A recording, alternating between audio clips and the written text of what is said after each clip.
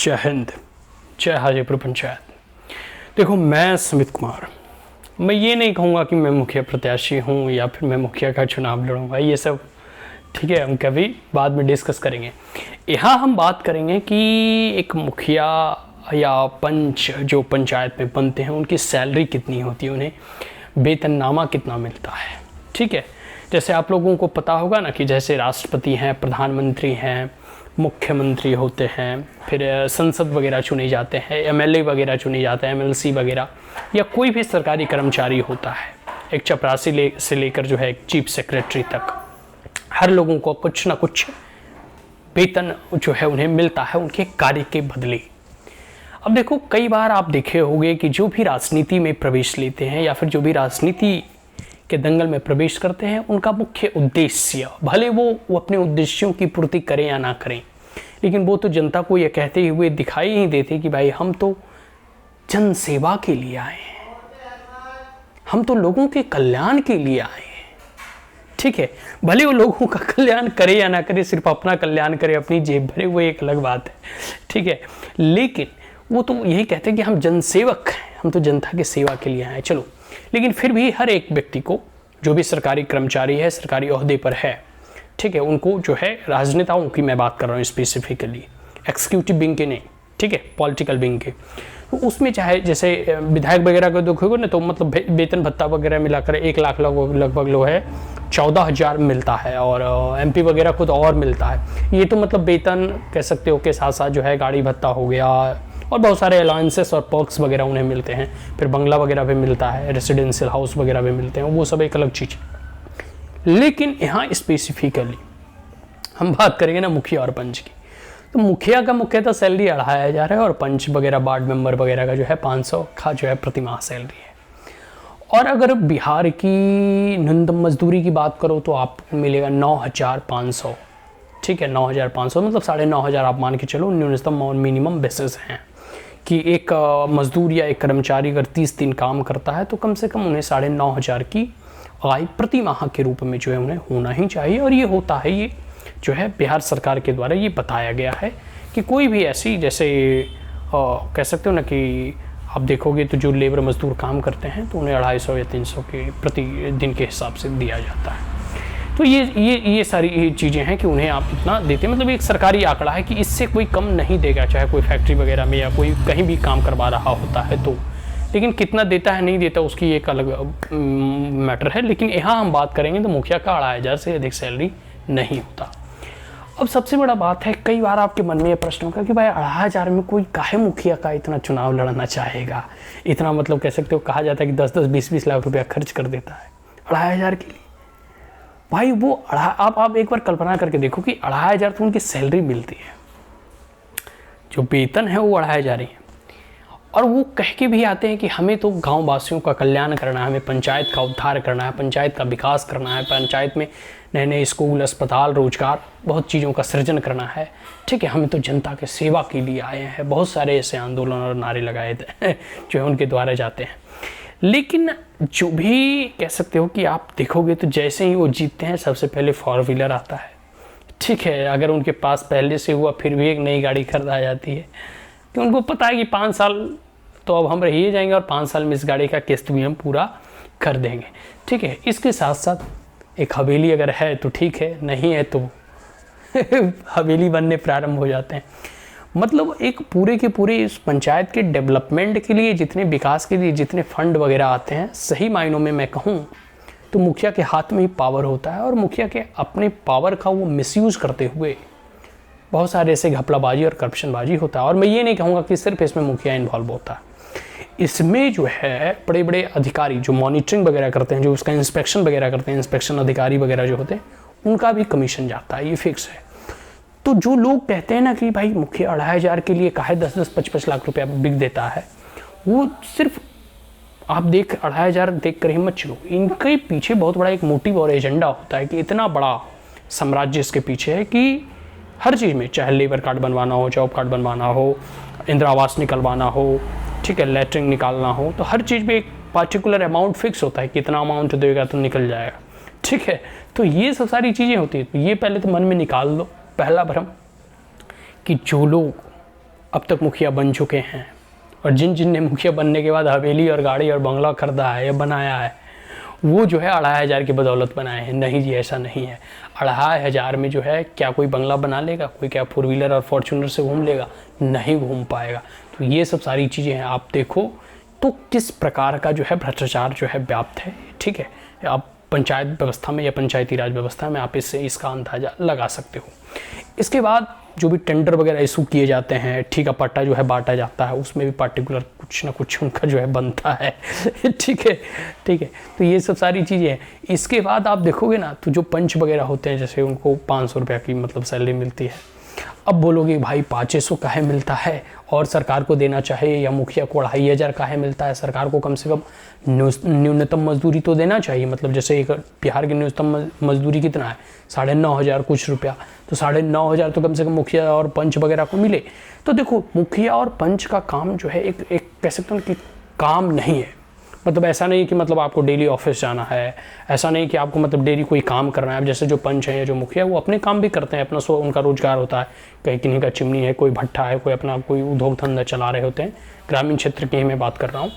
ठीक है, तो उनका एक अपना बिजनेस है। तो वो एक प्रकार से कह सकते हो कि, और उद्देश्य भी यही होता है कि मुखिया और सरपंच या कोई भी राजनेता, चाहे MLA या विधायक वगैरह ही अगर कोई बनते हैं, तो उनका उद्देश्य ही होता है जन की सेवा करना, लोगों का कल्याण करना, लोगों की सेवा करना। ठीक है, भले ही वो अपनी सेवा में लगे जाएं और अपने ही कल्याण करने लगे, वो एक अलग बात है, लेकिन उनका पर्पस और मोटिव भी यही होता है, और यही कहकर वो चुनाव भी जीतते हैं। तो सरकार को भी लगता है कि चलो जनता का सेवा करने दो, लेकिन वो कह सकते हैं कि 2500 के चक्कर में कितने मार लेते हैं, ये जो है उन्हीं को मालूम होगा। ठीक है, हम यहाँ स्पष्ट रूप से यहाँ कह सकते हो ऑनलाइन क्या होता है। लेकिन एक बात तो तय है कि कम से कम मुखिया का तो वेतन कैसे थोड़ा बहुत बढ़ना चाहिए, और पंच वगैरह या वार्ड मेंबर वगैरह का भी सैलरी थोड़ी इंक्रीज होनी चाहिए। लेकिन सबसे बड़ी बात कहा जाता है ना कि कई बार लोग यह भी कमेंट करते हुए दिखाई देते हैं कि भाई जब इतनी कम सैलरी है तो 5 साल में जो है एक हवेली और एक फॉर्च्यूनर खरीद लेता है, और अगर थोड़ा सैलरी और बढ़ा दिया जाए तो मतलब वो 5 साल में और बहुत कुछ जो है कह सकते हो अप्रत्याशित रूप से और अवांछनीय धन को एकत्रित करके जो है वो बहुत कुछ खरीद लेगा। तो एक बात मान कर चलो कि जो मुखिया का सैलरी या पंच वगैरह का सैलरी वगैरह जो मिलता है ना, वो बैंक के अकाउंट में रह जाता है, वो कभी निकलता भी नहीं, वो 5 साल के बाद एक के बार निकलता है। और इधर जो है कह सकते हो कि जो आउटी आता है, ठीक है, प्रेमचंद्र ने कहा था ना कि सैलरी जो है वो तो पूर्णमासी का चांद है। ठीक है, जो ऊपरी आय है घर परिवार तो उससे चलता है। ठीक है, तो ये सब सारी चीज़ें हैं। और आप देखोगे तो सबसे पहले तो इतना ऑनलाइन ट्रांजैक्शन के माध्यम होने के बावजूद भी, DBT डायरेक्ट बेनिफिट ट्रांसफ़र होने के बावजूद भी, अब जैसे देखो जो भी जिससे फसल वगैरह अगर नष्ट हो जाता है तो उसके बीमा वगैरह करवाने के लिए जो कर्मचारी आते हैं, सहायक सचिव वगैरह होते हैं, किसान मित्र वगैरह होते हैं या न्याय मित्र वगैरह होते हैं, इनका भी पार्टिकुलर फिक्स होता है 500, 250, 300, 400 ऐसा करके लेते हैं। गाँव में जो है उनको पता है। ठीक है, तो ये सब सारी चीज़ें अब कब किस हद तक, अब कहाँ तक जो है करप्शन पर अंकुश लगाने का प्रयास करोगे? हर जगह यह व्याप्त है।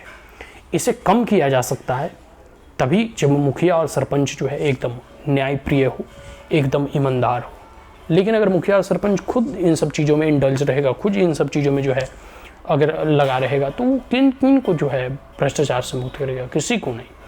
तो गाँव का विकास, गाँव का डेवलपमेंट तभी होगा जब जिनके पास अथॉरिटी है, जिनके पास पावर है, जो मुखिया, वो अगर निष्पक्षता के साथ काम करे, वो अगर ईमानदारी के साथ काम करे, वो अगर सही मायनों में गांव के विकास के लिए, गांव की उन्नति और प्रगति के लिए सोचे। लेकिन ऐसा होता हुआ दिखाई नहीं दे रहा। जो स्थिति आज के 20 साल 30 साल पहले थी, वही स्थिति अभी भी बनी हुई है। देखो, सब लोगों ने गाँव में निजी विकास किया है, सबने अपना घर बना लिया, सरकार ने पैसा दिया, कह सकते हो कि तो कुछ पैसा इधर उधर गया, लेकिन सबका अपना अपना आज करके कह सकते हो ना कि लगभग अब हमारे पंचायत में सभी लोगों के घर बन चुके हैं, हर एक समुदायों का। लेकिन सड़कें बन गई, बिजली पानी आ गया, सब लोगों ने चलो यही विकास है। आप कोई आदर्श गांव घूम कर देखो, आप कोई ऐसा पंचायत घूम कर देखो जिस पंचायत की मुखिया और सरपंच ने अच्छा काम किया है, तब आपको पता चलेगा कि सही मायनों में पंचायत के पास कितनी शक्तियां हैं और पंचायत किस प्रकार का विकास कर सकता है। मैंने कई पंचायतों में जो है देखा है कि वहाँ अच्छे अच्छे पार्क बने हुए हैं। कई पंचायतों के मैंने स्कूल्स में देखे हैं कि वहाँ जो है कह सकते हो TV वगैरह लगे हुए हैं, मतलब बच्चों को डिजिटली पढ़ाया जाता है। कई पंचायतों के हमने स्वास्थ्य केंद्रों को देखा है कि वहाँ अच्छे अच्छे अस्पताल वगैरह हैं, अच्छे अच्छे बेड लगे हुए हैं। कई पंचायतों के हमने जो है कह सकते हो वहाँ देखा कि वहाँ एक पुस्तकालय है, वहाँ एक लाइब्रेरी है। कई पंचायतों में हमने देखा है कि वहाँ की सड़कें एकदम साफ़ सुथरा है। कई पंचायतों में हमने देखा है कि वहाँ की जो RTPS सेंटर वगैरह होता है, या फिर वहाँ जो आधार कार्ड, वोटर आई कार्ड, या फिर पेंशन वगैरह निकालवाना हो, लेबर कार्ड हो, जॉब कार्ड हो, ये सब जो काम होते हैं वो एकदम पूरी ईमानदारी के साथ, निष्पक्षता के साथ, और मुखिया खुद इस सब चीज़ काम को डिजिटली करता है अपने लैपटॉप वगैरह लेकर, और उसकी निगरानी भी करता है।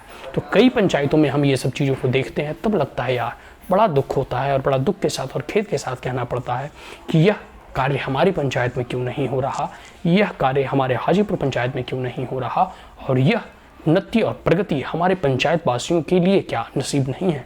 क्या यह जो है प्रगति और डेवलपमेंट, क्या यह जो है विकास सिर्फ उस पंचायत के लिए है, या वहीं का मुखिया जो है, जो अवेयर है, जो जागरूक है, जो पूरी ईमानदारी और निष्पक्षता के साथ काम करता है, इससे क्या सिर्फ वही मुखिया कर सकता है?